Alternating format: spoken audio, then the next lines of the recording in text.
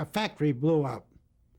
And the fire department, everything's out there. We were heavy in news. If anything in news happened, we were there.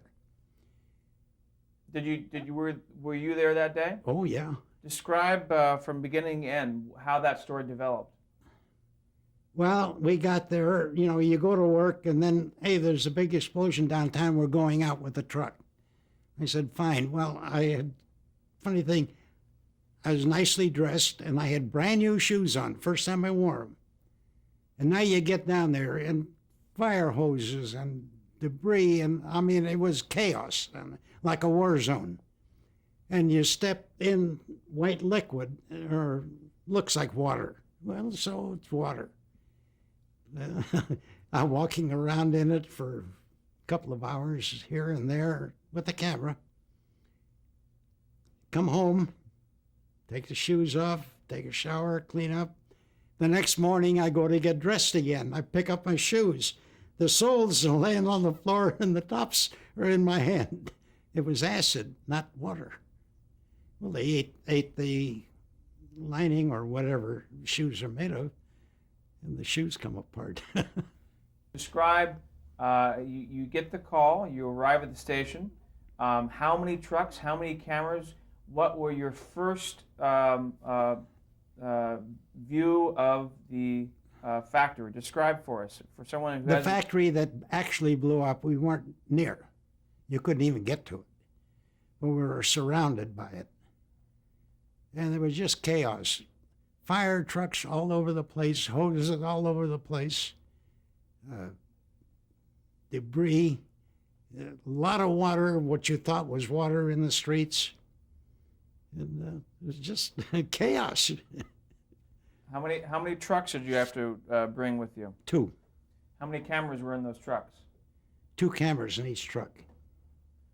Where did you shoot from? How did you get the shot? What do you remember as a cameraman covering that event? Well, we didn't have trucks where the cameras were on the roof and yet. You were on the ground.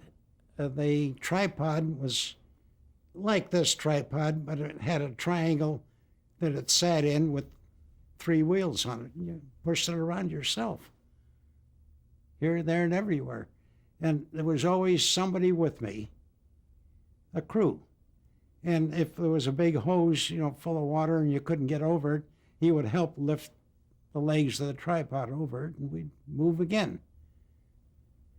How close were you to the factory?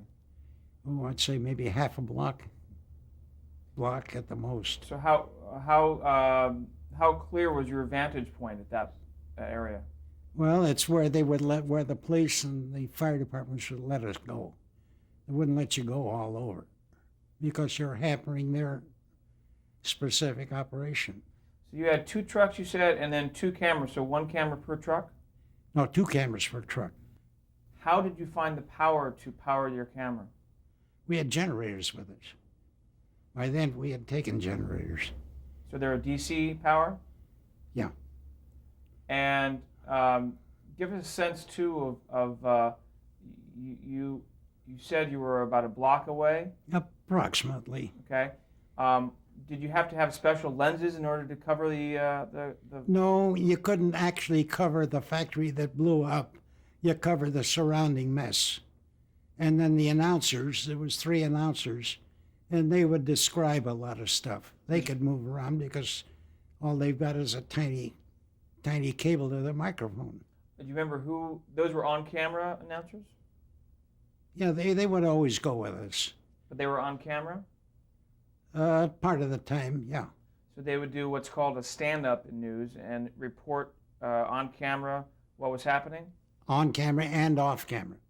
Or move the camera and point down the street, and they would describe what we're trying to show.